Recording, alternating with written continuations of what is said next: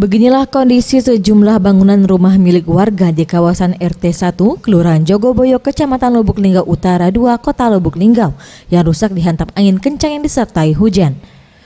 Cuaca ekstrim berupa angin kencang dan hujan deras yang terjadi pukul 4 sore ini, selain merusak rumah warga, turut juga merusak pepohonan dan tanaman yang ada di kebun milik warga, serta merusak beberapa papan reklame.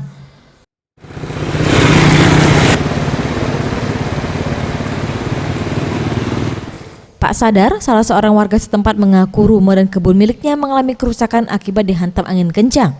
Angin kencang cukup membuat atap rumahnya ambruk. Ya kena tampakan angin baik lah. Kebun, utamanya kebun kates.